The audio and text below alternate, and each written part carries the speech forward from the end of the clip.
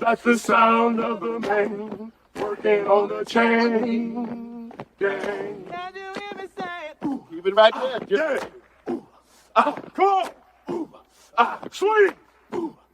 Sing for me.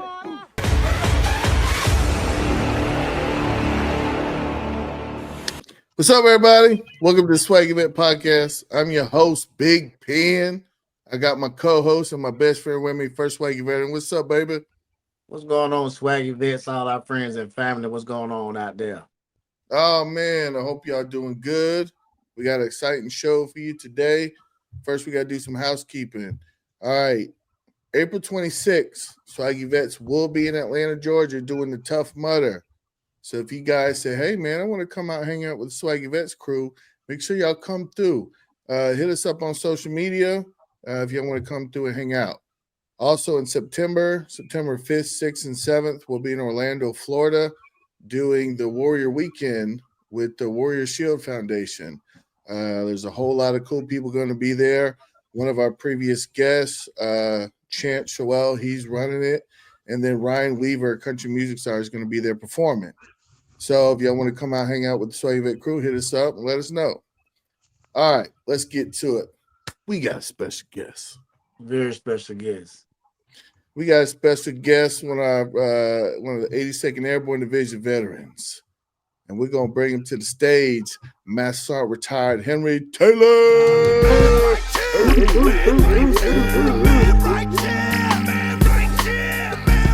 My brother. Hey, what's going on? How y'all gentlemen doing this evening? And everyone else, how you all doing? Yeah, man. Doing good. Good to see you. Hey, likewise. All right. Everybody gets an intro. All right. Today we got Master Sergeant retired Henry Taylor, spent 22 years in the U.S. Army. He's a veteran whose career spanned leadership roles in the 82nd Airborne Division, civil affairs operations, and humanitarian missions around the world. From humble beginnings in Columbus, Georgia, to helping save lives in Iraq, instructing at Harvard, Henry's journey in one discipline, service and transportation, now a health and performance coach. He's on a mission to help others redefine their purpose after the uniform. Welcome to the show, brother. Hey, I appreciate it. Ooh, wow. Well, you went down the line with that one. Hey, man, it's your story. We just telling it, baby. Hey, let's go, because some people need to hear it. Hey. So let's talk about growing up in Columbus. Well, growing up in Columbus, first of all, I was a military brat. So, I was all over Texas, Arkansas. Then, just came back to Georgia. And this is where we pretty much set up shop after my mom got remarried. And that's it. I finished school here, did everything here, spent a lot of time with my grandparents. And Columbus was interesting at that time. What was it like moving around as a kind of military brat? It was challenging at first because, always happen to find new friends, meet new friends, and it's just different every time. And it's kind of hard, trying to, just build real relationships because a couple years later, you get ready to leave again. So you got to start all over. So that was kind of challenging. So I'm just glad, when we stopped moving, it gave me an opportunity to kind of settle in and see what it was to be just a normal child. Yeah. So you had a grandfather who you was really close with, right? Yes, sir. Talk about him. He was your hero? Yes, sir. Clyde Small Jr. That's my grandfather. Hey. Also, combat veteran, 20 plus years in service, and he came up in the old military. So it was a lot of stuff. It was a lot harder. So he was hard but fair, and the lessons that he taught me are still relevant today. So that's I got to tip my hat to my grandfather because he seen stuff in me that a lot of people never seen, and he invested in me. So for him to be here, to be alive for 19 years of my 22 years in the military service, that was a blessing. Oh, wow. He got to see your time in the military? That's awesome. Yeah, 19 years of it. So 19 years, he's seen a lot of stuff, a lot of ups and downs, different moves, and just different Mhm. things you go through, as far as growing pains and just being in the military, and then being a parent. It's just a lot of stuff that he was able to share with me, and he witnessed, and he was able to talk me through it. And I'm just blessed, man, that he was able to do that for me. So he kind of, since he was a combat veteran too, he kind of gave you some insight, kind of helped guide you. You know, I say like this. You know how back in the days, I know John may have heard it. You may have heard it too, Big Pen. You know, you hear the older generation of veterans tell you, you go into the military, that'll make you a man. You know, Absolutely. and they ain't call it military, they call it service. You go into the service, it'll make you a man. You know, get you right. And so he would always enforce that. He's like, can't go to college. You know, Uncle Sam always hiring. So hey, you never thought about it. Like, he gonna keep on telling me this. And so it's like, yep, you doing all this foolish stuff right here. Going to service, you're gonna become a man. And so Okay. when I did join the military and I had to leave for basic training, the speech that he gave me, he just said, son, just keep your head down, do what you need to do, and it's not as bad as it seems. And I was like, what do you mean? Granddad, what you mean? He said, once you get through today, tomorrow's a new day.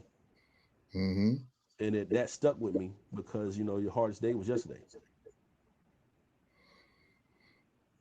And What was it like? go ahead. Okay. I'm sorry. What was it like being a middle child? Man, the knee baby. Hey, the middle child. So for my father, I'm the baby because my father just had two children. He had my oldest brother and myself. And then my mother had my oldest brother, me, and then had my younger sister. So with my mother, the dynamics of a middle child, the knee baby, you got everything. The knee baby got everything. You didn't get what the first child got, and you wasn't as spoiled as the baby child. So you got everything. Did you feel like it was some competition? Nah, not really because my sister was a girl, so a girl's gonna get stuff that boys can't get, and so it was just learning how to protect your sister. Like, even though my sister wasn't my father's child, hey, watch over your sister. Make sure you take care of your sister. You know, so that was a big stressor right there. Just like, hey, take care of your sister, protect your sister. Protect the family. Make sure that you stand up for her because she's not gonna be able to do things because she's a young lady. And Hmm. so I got a little bit more of that than my oldest brother did because he was 4 years ahead of me, so he was gone. Tell me about you're a big martial arts guy, yeah? But yeah, I still do a little something. I dibble and dabble. You know, Okay. That kind of consumed your teenage years?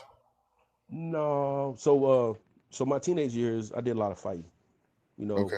I did a lot of fighting. So once I became a senior, uh, that's when I really got involved in martial arts because I was working. So Okay. I didn't have to ask for money to go train, and then I had my means of transportation, so I had a car, so I was able to go train. And my first real exposure to martial arts was here in Columbus. I did a Chinese koshu, which was a Chinese war art, which was also kung fu, the animal styles. Uh, and I did that until I joined the military. So I had maybe like 2 years, and I joined the military, and then the military just put me in different locations, so I had an opportunity to train in different places with different people. And to Okay. this day, some of the people that I met and people I train with, I still keep in contact with, and that has been something that's been a part of my life, and it's going to continue to be a part of my life, and it's something that I share with my children as well. Awesome. Now, did kind of, because I know martial arts, you got to be very disciplined with martial arts. Did that kind of help you before you went in the military? Uh, yes, it did, but I say yes, it did in some instances, and then no, it didn't. Okay. Uh, so in far as being able to focus and lock in, and just focus on something and block out a lot of stuff around you, I was good at doing that. But being a small frame, small person, joining the military with people from different backgrounds and coming from different parts of the country, I wasn't afraid to fight. Now, when this when I think of kung fu, I think of like smaller guys, like what Bruce Lee and that type of deal. There was bigger guys that did that kind of martial arts? Well, yes. Well, so what Bruce Lee did Wing Chun, and then he also had a different disciplines because as he came to the States, he trained with different people.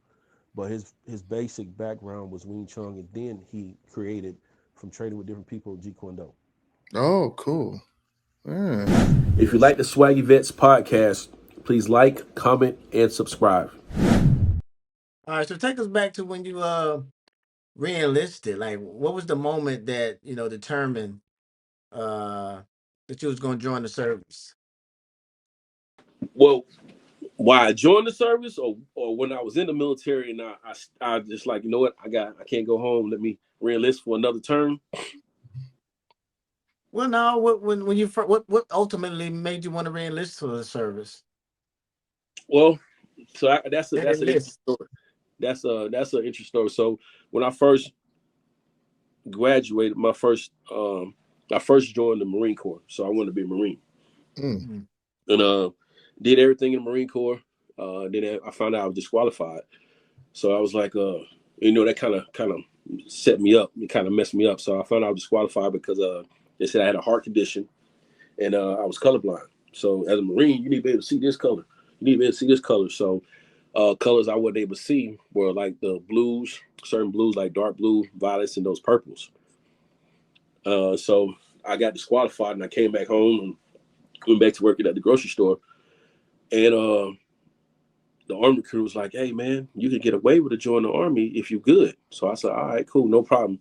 He said, "But you got to take the ASVAL over again." So I was like, "But I scored high. So why I scored enough to pass to get the Marine Corps?" He said, "Well, Marines, Army, different. It's like eating crayons and then eating cookies." I was like, whatever. He's like, "Yeah, you want to eat crayons?" I said, "Nah." He said, "You got to take a test then so you can eat some cookies." So I took the test. I took the ASVAL, came back home. My recruiter told me, he said, "Hey, you didn't score what need to be scored." And, I was like, all right, man, that don't make sense. So then I got in a situation with my grandmother. So trying to be grown, I got caught with a woman in my grandmother's house. Ooh. And crazy. Yeah, I got caught with a woman in my grandmother's house.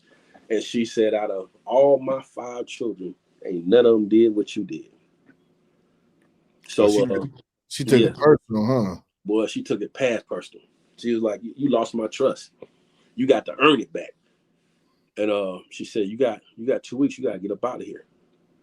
So what happened was, I had left and went to Indiana and stayed with my brother. So I was up there about a month or two. Then a recruiter called my grandparents. Matter of fact, he pulled up to the house. And spoke with my grandparents. He said, "Hey, I made a mistake. You made a big mistake with your grandson stuff. It was 2 Henry Taylors, and the Henry Taylor that I told your grandson that was his score. It wasn't his score. It was the other person's score." And my grandma was like, "How did y'all find that out?"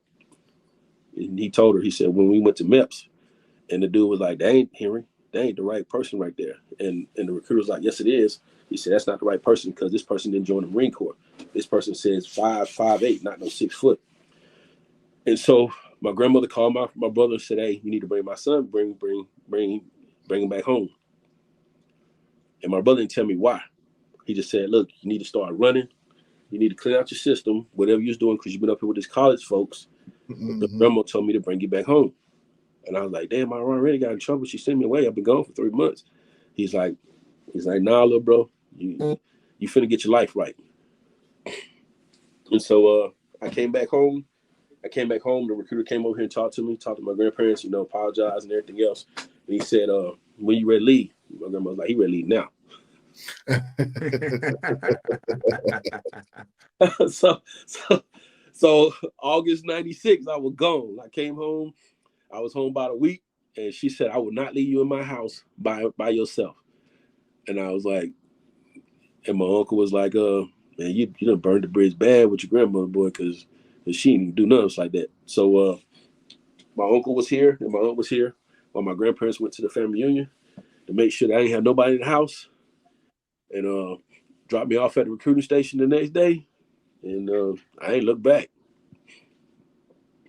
So when you hit, so when you, I mean, that's enough for anybody to hit the ground running. That's real. He said, man, he said, I ain't look back. What were you going to? Nah, but I had once I graduated from basic training AIT, my grandfather said, "Hey, it's gonna be all right." Like he said, the hardest day was yesterday. He said, "But you still got to work with your grandmother," and I did that. And I worked back up the trust, and I was able to come home and stay in the house when I was on leave. So that lesson taught me a lot, man. It taught me, I learned a lot from that situation. Better choices. It could have been worse, and just my grandma was lenient because my uncles was like, "Boy, she used to do us like this." We did stupid stuff, so you got blessed, and so I was thankful for that. And I couldn't come back home because she would remind me, "Ain't nothing here." So I re-enlist, and the first re-enlistment I did extension. My first re-enlistment, I didn't re-enlist, I did extension, and that was at my first duty station, which was Fort Lewis, Washington. I did extension to go to Germany, and from there, I raised a hand. So what was your MOS? So when I first joined the military, because I was colorblind, I was supposed to be an engineer. I was like, yeah, I get to blow up some stuff, do some good stuff, and then it was like, nah, you can't blow up nothing because you can't see. It was like, what you mean? You can't see, bro. What if you hit a purple wire with a blue wire? What you gonna do? Blow yourself up? And so I became a 75 hotel, which was a personnel service specialist at that time. And then they changed it to a 42, which was good because it allowed me to understand how the military works. How to get promoted, what to do to get promoted. Mm-hmm. So nothing moves without paperwork. Mm-hmm. You have to have, I don't care what your MOS is, you need to understand the admin side of things, which helped me with being successful as I moved up the ranks because I knew how to do certain things that other individuals from other MOSs that came to the civil affairs land didn't know how to do.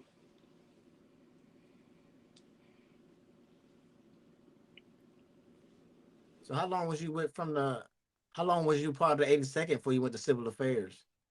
So I was 82nd was a short tour. 82nd I had a short tour in 82nd. I did a year and some change in 82nd, and I was like, you know what? This right here ain't for me, man.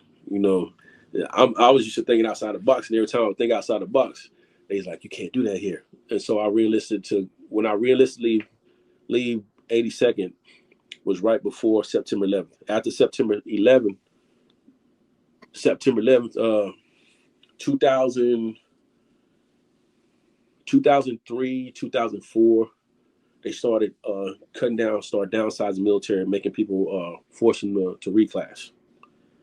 And one of those MOSs was the 42 because they consolidated all the admin, all the personnel to one MOS, which was a 42 Alpha. And I seen it coming, and I was like, nah, I can't do this. I can't be a truck driver. I can't do this. And people were like, why not? I said I got more to offer, and this is not. When I look back, I want to look back and say that I did X, Y, and Z. And so before CA, I went to selection. I went to the SFAS, and I got injured, but they kept me at SWIC. And so when they kept me at SWIC to recover, I was still working at SWIC.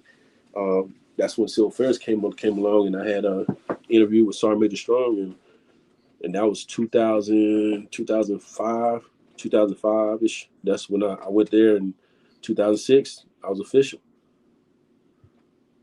Okay, that's good. So then when you was in 82nd, you had went through, what was the cherry experience? Hey, look. Hey, the cherry experience, right? So if you was in the 82nd replacement, they'll ride by, you'd be out there, they'll ride by, cherry, and then you'll see a whole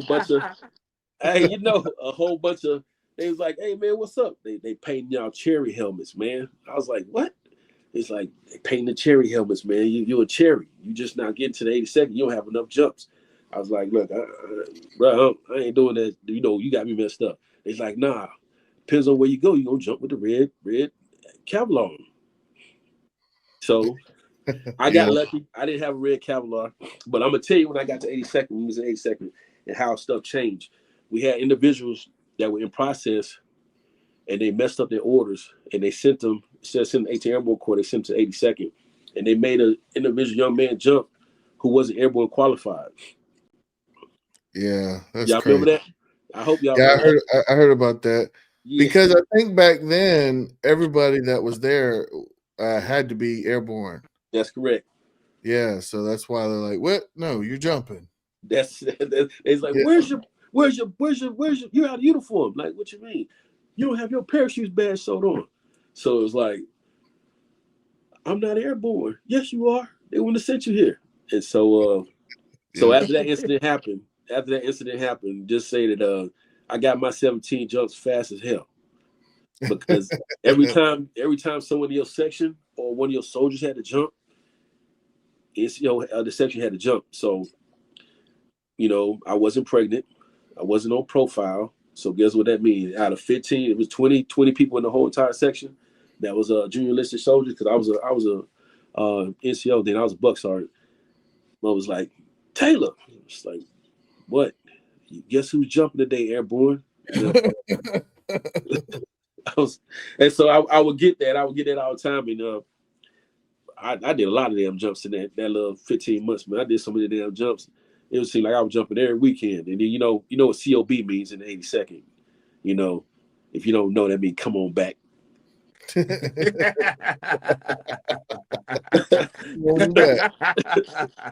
Yeah, I had a senior NCO, man. He's a command sergeant. He retired command sergeant major. His name was Sergeant Major Staff Sergeant Richardson. He was from Trinidad or Jamaica, and he would be like, airborne, COB. I'm like, I just got home, I'm drinking. I don't give a damn, airborne, COB. Come on back. Oh, that's crazy. Hey, those little toy jumps, those little Hollywood jumps. Mm-hmm. I did all them, but I would tell you the jump, my second jump in 82nd was the scariest jump I ever had, because them jokers cut up in that mug, man. We had C-130 mass tack. It was mass tack, and these jokers started C-141s and C-130. These jokers started yanking on the damn stack lines and stuff, hollering and stuff. Like, let's go, open the door, and broke the damn stack line.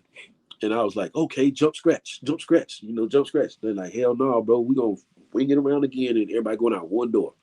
We're going to racetrack around until they fix it. One door. And so, we had on the knee pads, elbow pads, had everything. And me, I used to jump with a mouthpiece. So I didn't say nothing to nobody. You're like, what's up, Taylor? It's like, man, don't say nothing to me. I'll just give you a crazy look, until I got used to jumping in the 82nd, which was about my 10th jump. Then I was like, okay, I got it. I understand it now. But from the time I got out of school, the first 5 jumps I did, I don't even count them. You was out there like you belong in an insane asylum. But ask anybody that was in the 82nd back in those days, they would tell you them jokers used to tear it up. We'd be riding around, they'd be doing it. We'd be like, that's how you do it, boy. That's how you do it, boy. That's how you do it. They say you do it. It'd be like, you want a bag? Nah, I'm good. I was like, nah, this. I was seeing it. I was like, this ain't making sense to me. And I did a jump with group before, so I was like, man, they stuff is chill. What are we doing? I learned quick. It's a whole nother experience jumping with group, bro. Yes, it is. You know what I'm saying? It is. So I had to figure out how I can get back over there and do stuff that made sense to me, because, you know how the 82nd was. A joker didn't tie stuff down. You know how you tie your NVGs, the bed stuck them in, and you had everything was tied down. And if something was lost, homes across America, we got to find this. Yeah. So, but I learned a lot from that. That experience right there taught me a lot, and you gotta have the respect for them, because you know what? Those who stayed in the 82nd for more than 5 years, hey, I salute you all, because your knees and back. I know what your knees and back going through. Yep, 100%. Yeah. I remember you remind me of a story of when I went through in processing. What was it? In the 82nd, everybody went to the same place. What was it called? What was it? Right there in Ardennes, right? Yeah. Yeah. What was it called? You know, they take you through like the Airborne Museum, Mhm, all the mhm. stuff, you know, right there before your reception. Yes. Yeah. Replacement. 82nd, Yeah. 82nd 82nd replacement. reception. You Yeah. know, everybody used to walk down to the PX. Had this guy, man. He was in a car with somebody. I was walking down Ardennes, and he gonna say, "How do I get to the Airborne PX?" And I told him. He gonna say, "Okay, Cherry." What? I'm like, I just sit there like this guy, man, just hazing people for no reason. Like, why would you ask me a question if you know where it's at? Hey, Hey, look, hey, Henry, you got off early, bro. Or you got off good because they put cherry pies in my pockets my first jump. well, hey, when did you get to the 82nd? I got there August 2001. So 2001, I was there before then. So 2001, they started being a little lenient with you. Yeah. Yeah, they put cherry pies in my pocket and That's right. hey, that's right there, boy. Look, a whole different experience there. yeah. Yeah, they can't do that stuff now. Yeah, they say that they still doing it. Okay. Well, they might not put cherries in your pot, cherry pies or something in your pocket. They doing something to where you know that you're a cherry. They doing something to say, okay, this is your intro to the 82nd Airborne Division right here. Yeah, we had another Pennington in our company, and that's weird because all through my military career, I never had another Pennington, but there was another Pennington, and then they were calling it, yeah, it's Pennington. It's like, no, not that one, the Cherry Pennington.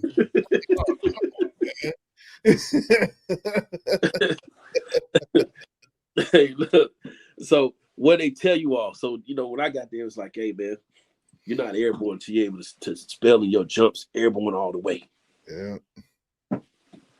I was kind of up like, it don't make sense, does it?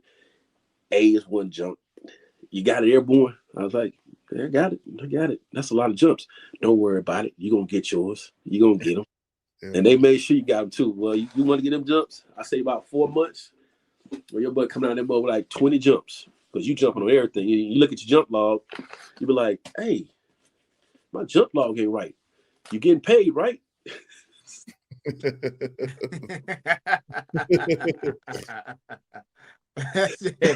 that's the question that make you think for about 5 seconds before you answer. All right. So Henry, you spent most of how long did you spend in civil affairs? From 2005 to 18 till I retired. Oh, crazy. That's good. So you went to Iraq with them too as well. That's right. I did the surge. Afghanistan. Yeah. Yeah. Yep. So was there any like life-changing experiences on some missions you went back, some real impactful things that you can remember on your deployments? Yes. So yeah. Matter of fact, area deployment was interesting. Area deployment I learned something from, whether it was learning about myself, understanding the environment that I was in, and then just, what do you really want to do with this gift that you have, as far as with being able to speak with people face to face, KLEs, and really make a difference. So Iraq was good because Iraq, I learned a lot about being a combat leader, really taking care of your people. Really taking care of your people, and what I mean by that is, I became a team sergeant as soon as I came out the course, and I was a junior. I was a junior NCO. I was a junior staff sergeant. And I was, I deployed, but I didn't deploy in that capacity. So I was a junior, and I got there, and a lot of the people that were senior to me, they didn't want to work with a certain team leader. And so I was like, you know what? I'm not going to pass up on this opportunity. And so I took it. And that individual, he had a high standard, and I the standard I was at, he had a higher standard. So he raised me or forced me to get on that level. And by forcing me to do that, it set the bar for everything I did from that point on in civil affairs. Mm. I showed up to a meeting and I didn't have the green book. He said, do you remember what the colonel said? I said, yes. He said, what did he say about X, Y, and Z? And I couldn't remember. He said, don't never attend any meeting without a thing to take notes with, because if you do, you won't be a team sergeant, or you won't be over here long. And so I processed that and I took that. And that was something that I taught my team sergeants and CANCOs and everyone else up under me as I moved up. And, they was afraid to work with them. Like, man, I don't like working because of attitude. I was like, bro, you're going to work with people from all walks of life. And if I was able to make it through working with that individual, nobody else can stop me. It's not as bad as it seems. So that team leader, like I said, I tip my hats off to him, because we can say their names or no? Oh, you can tip your hat. Yeah, whatever you want to do. This. Okay. So my team leader was a gentleman named Dante Antonelli, big swole dude. He pushed me to the level, and the thing was, he's like, damn, you don't quit, do you? Like, nah. He said, you're not afraid, nah, and you stand on what you stand on. And I was like, yeah. And so during that deployment in Iraq, I had did something that earned he earned his respect, and he was like, damn, bro, I would never have done that, but you did it. Everything got accomplished. No one got hurt, and that forever changed how we work together from that day forward. And I tell you what happened was, we had to escort some dump trucks to a site, and you need to have 4 trucks in order to go out the wire in Iraq. We didn't have 4 trucks. We just had 3.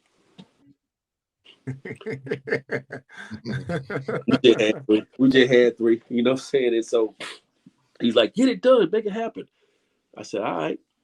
He said, I don't want no excuses or nothing. I said, I don't have no excuses. Make it happen. So we got everybody together. We had 3 or 4 dump trucks. It was 2, 3 dump trucks. I was like, look, y'all in the first truck. This is what we need to do right here. Put the dump truck in between middle gun truck and this right here. And, pretty much told everyone, to look, what we doing, we ain't really supposed to be doing. So if something happens, something get messed up, it's on me. And they like, nah, T, we gonna make sure you're good. I said, all right, we'll make sure we get there and get back. And so we got back. Everything happened good. We got them out there, got the stuff back. Because that's when they started shooting a lot of rockets. So we went and got dirt to fill the sandbags up. So when I got back, he was pissed off, mad as hell, cussing and fussing. And I was like, did anybody lose their life? And he looking at me like, the fuck that mean? Anybody lose their life? I said, mm-mm. I said, anybody lose their life for them eyesight or freedom? He's like, nah. I said, well, that's a good mission to me. We back. You told him to make it happen.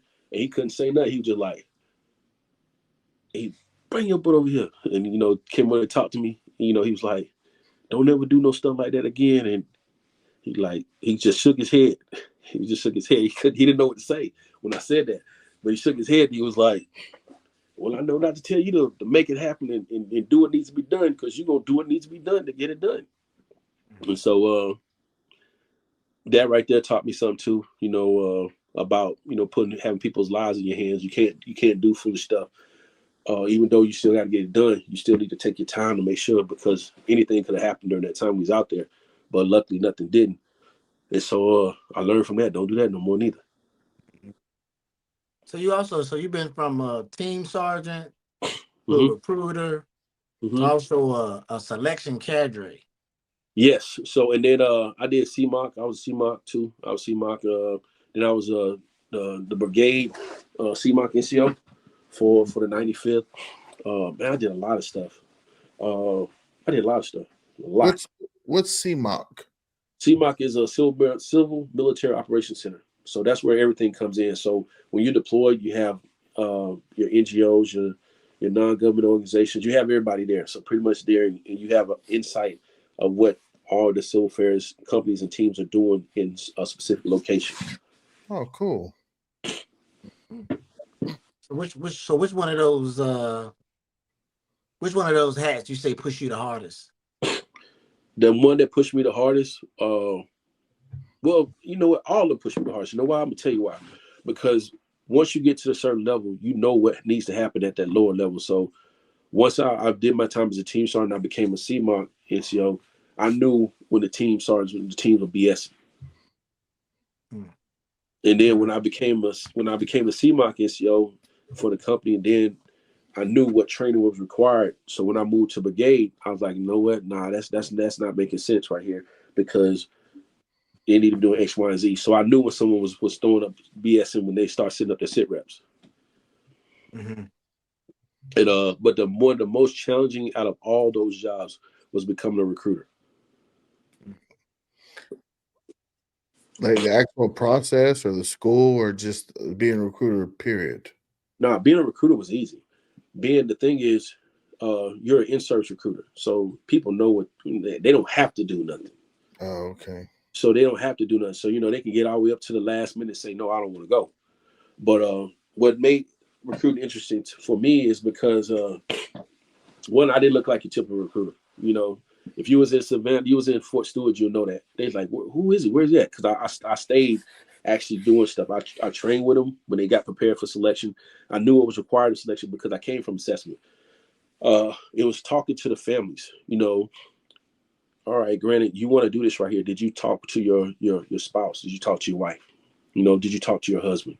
Did you talk to this and this? It's like, no, I didn't. Well, bring them in here so we can sit down so you have the support you need, because you get over here and you don't have the support you need, your marriage is not going to last. And if your marriage is not going to last, how efficiently or effective are you going to be on the battlefield when it comes to leading troops or doing the mission?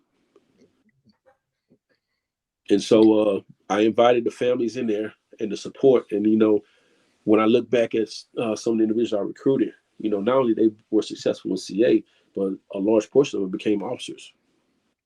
Wow. And, just to see them, their families still together, and to see how successful they are, that speaks volumes. And it's just something I seen and noticed when I was doing the recruiting. I was seeing that as like, why are you inviting the family? Well, they don't need to know. No, would you like your family to know? And it's like, yes. So you think that you would have been married 2 or 3 times if you would have brought your spouse in, or brought your husband in or something like that. And so you have to bring it down to them like that. And if you don't have a support team, you're not going to be successful unless you're single and you're not married, and you got to make all the judgments for yourself. Mm-hmm. All right. So what would you say would be one of your most humbling experience in the uniform? That brought you back to your core values. You know what did that for me? Was Afghanistan. Afghanistan did that to me because sometimes you gotta listen to the people. And when you listen to the people will tell you what's going on and what's not going on. Once you listen to the people and you don't establish that line of communication, they won't set you up for failure, because the resources that you're bringing, they don't want to lose those resources. And I was doing VSO at that time, so we had a situation where a young man got SA'd, and being a father, it's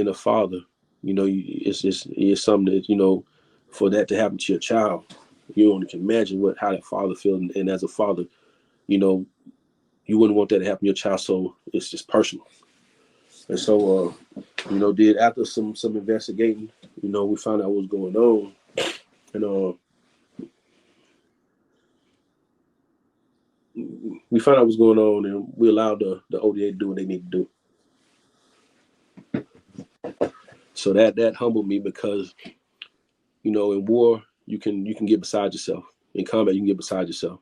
And if you're running with, a bunch of hyenas, you might do some hyena stuff. So sometimes you gotta stand on your business. If I do this right here to this individual, I may not get an opportunity to go back and spend time with my children, my son. So let the people that do what they do, hey, you gonna take this right here, and I'll let y'all handle it. and they handled it in a way that was professional, and those people know the individuals in that area knew not to do that, and they knew what we stood on.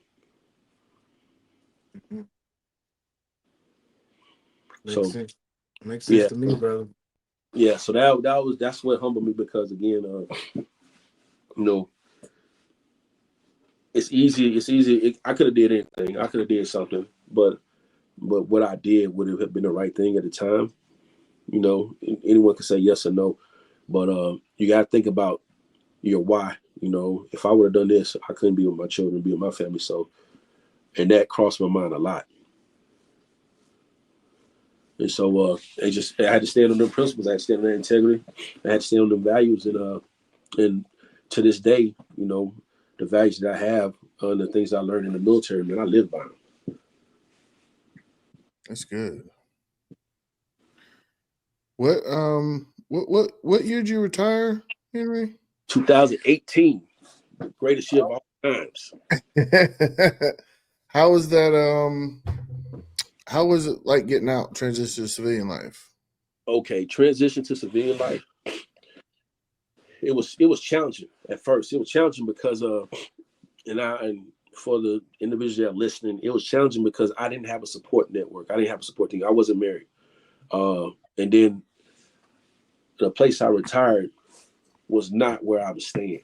So I had to came back home. And when I came back home, not knowing anybody, the areas changed, not being able to, we didn't share anything that was common. So it was hard. And then the things you did in the military is like, I'm better than this. I'm better than this. I'm not going to settle for that. So I got humbled quick. And I didn't want to become a 22, because it's easy to fall into that slum and be like, I don't have a purpose. I don't have this. And commit that suicide. And I was like, nah, man, I couldn't do that. And then the situation with my mother, that didn't allow me time to think about being a 22. So I had something that boom right there that I had to worry about someone else besides myself. And man, I had to grow. Yeah. When you get out, it's a lot of growth going on, because you got to redefine who you are. So I had to find something to do. I finished school. I had to keep myself busy.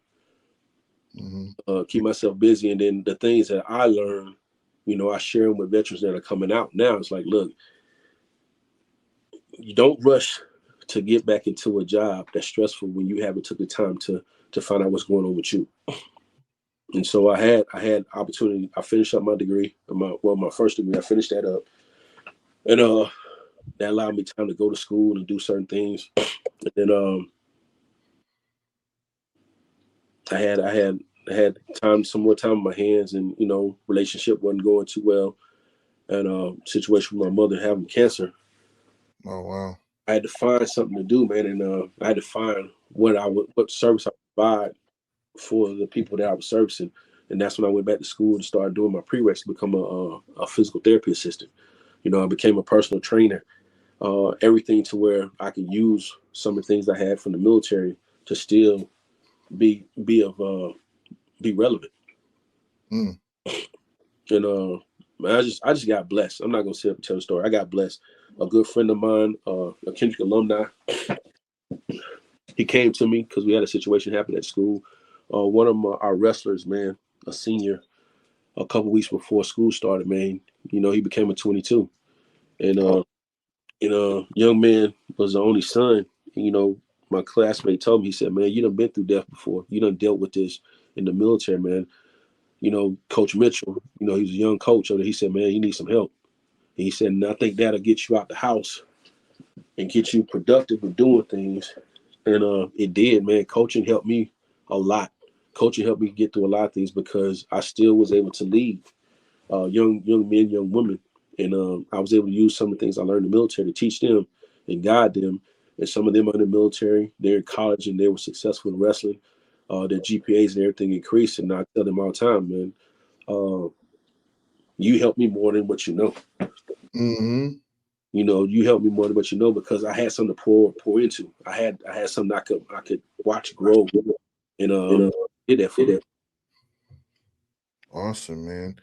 Now you talked about losing your tribe after your service. How'd you rebuild that and reconnect in your community? So coaching did that. So what I did was I brought, since my high school alumni were the Cherokees, what I did was I brought the tribe mentality to the kids. And, and the coaches took it and we rocked with it. It was like, you're a Cherokee. So a Cherokee is one of the warriors of the Native Americans. What do they have that's so effective and efficient? The tribe. And, we made them be accountable. It's like, look, if he's messing up in school and she's messing up in school, help each other. And that's how it's going to benefit. And that's how I built my tribe up.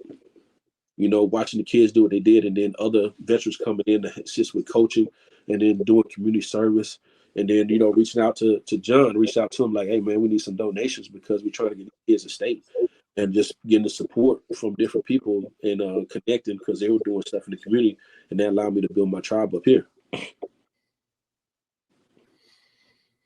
When you finished your bachelor's, when you got out, right? Yes, when I got out, I finished my bachelor. Yes. What kind of accomplishment did that mean to you, and how did it help you get to your next chapter? Me completing the bachelor's was something I wanted to do, but I completed my bachelor's so my children wouldn't have excuse as to why they couldn't do what needed to be done. So I was leading by example. Even everybody else in the community is like, you still went back to school to do this. Yes, I went back to school to do this because it's not about me. It's about, I can't ask you to do something that I didn't do or not willing to do. Military was be no do. So I can't say go to school and get your degree when I don't have one. Oh, I got you. Okay. So we talked about when you get out, you kind of get stuck in survival mode, right? Because you used to go in to have a structure, and now, boom, you get out, you have no structure. I know you talked about coaching helped you. Did anything else help you? Yes, it did. It did. So what else helped me is I started doing research on these different programs that they have for veterans, like RWB, RWB, University Health Performance, UHP, Higher Ground. It was so many different things. And then too, I was on the SOCOM team for Warrior Games. So I have always been a competitor and will always compete in any form, shape, or fashion I can compete in. And so being exposed to that, I went and attended those programs to learn more about, things that we're going through, and to learn more about how to utilize the coping mechanisms that we have that we tend to forget about once we get out of the military. We was always taught the backwards plan. We was always taught that, we always taught negative. We wasn't really taught positive. We was taught negative, but that's what made sure that you was successful in the battlefield. So when we come out here as a civilian, you got to hunt the good stuff. You got to look at the good things. You got to show some great humility. And a lot of times we don't know that from being in the military, so we got to learn it. And being a personal trainer and training most of my clients are older women, older men. Just learning how to communicate with them and how to show grace, because if you're not able to do it, we can modify. It's not nothing that serious, but I learned how to utilize my soft skills and how to not worry about making everything so stressful, like in the military, to be like, look, man, you just want to live. Yeah. You just want to live. 100%, man. So now you're on a mission through health and performance coaching, right? Yes. So what's the legacy you're trying to build with that? Well, COVID taught us a lot of stuff. COVID taught us, that, we as humans, we need to communicate. And then with the health world, right, it's easy to put a person on a medication, but is that really fixing them? Is that really helping them? Mm-hmm. And so the things that really help you are the things that we forget about. Get outside, walk, man, get your health back right, get to moving, keep doing these certain things. And so as a holistic, integrated health coach, you are a professional on yourself, right? You know yourself better than anyone else. You know what you need to do. You know what needs to be done. So what we do is we just listen, and then we help you get back to what we should do in the military, accomplishing your mission, accomplishing your goals. So if more people would focus on accomplishing their goals, what would that do for the world? Mm. You know, that'll make the world better because we wouldn't stress about the simple stuff. You know, a healthier world means that we get to live longer. We live longer, we're healthier. We get to spend more time with those people that we love. Absolutely. Now, I like what you said about, you know, getting healthier, Mhm. doing stuff.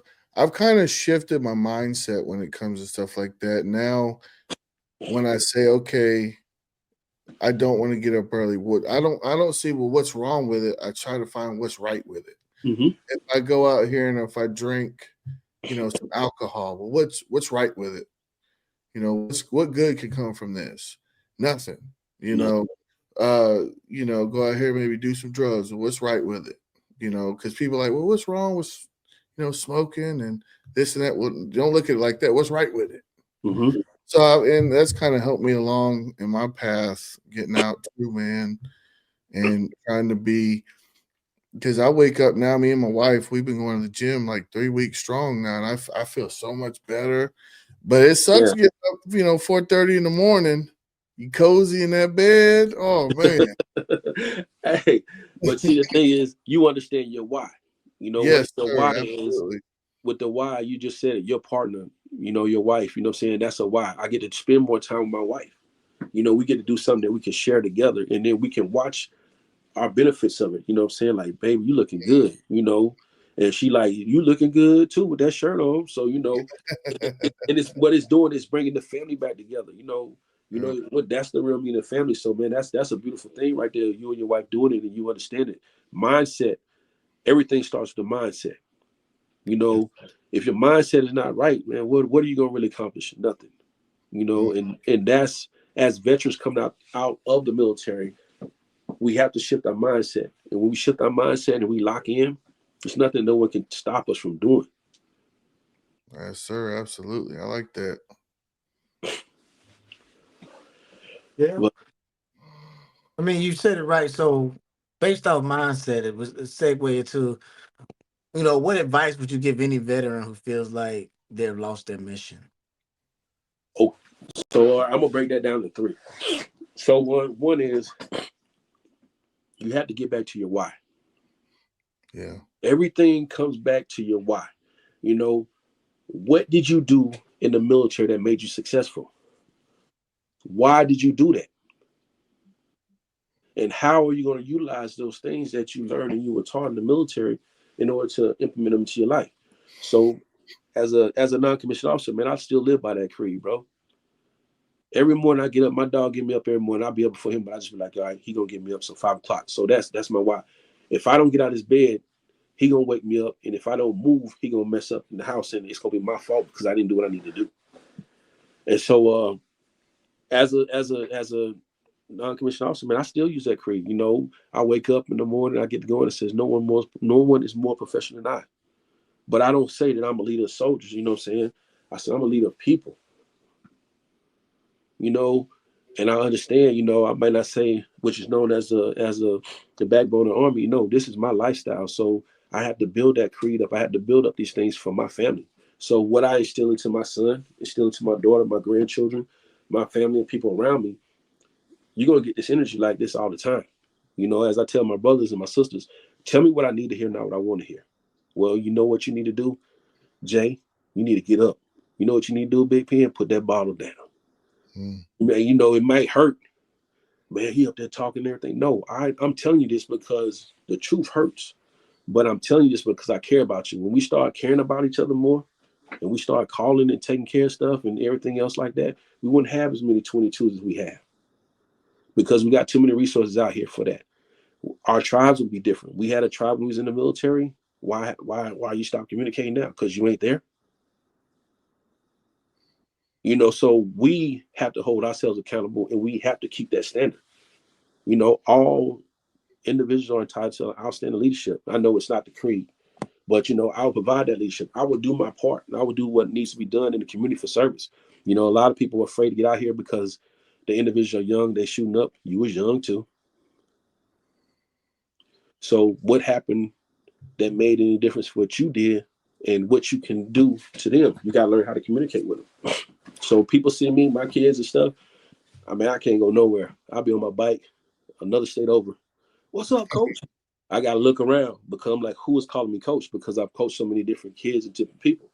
And, you know, I'm in the community. I'm eating at the places that they see there. You know, I'm seeing the kids with their parents and everything else. Hey, pull up your pants. You know, sometimes they see me, they already pulling up pants, and the mother's like, what are you doing? Oh, that's Coach Taylor. He going to make me do burpees if I don't do this. So you have to do what needs to be done in the community and stop worrying about what someone else says. You know, when it comes to taking care of your people, tell me the truth. You know, tell me the truth. Tell me, hey, man, you messed up. You need to get yourself right. And that's it. We have to do that. We have to do that more. So that's what I feel right there. That's just me. Is once we understand that, come out here, use these tools, find your why, understand your values, understand your support system, and let's make that thing happen. Love it. Me too. So take yourself back to when you're that young kid, you know, first day in the 82nd Airborne and your great PTs. What would you tell that young man? Hey, what I tell that young man is, look, stop being cheap. Go buy the uniform, right? Go get the uniform because I was fighting it. Go get the uniform, right?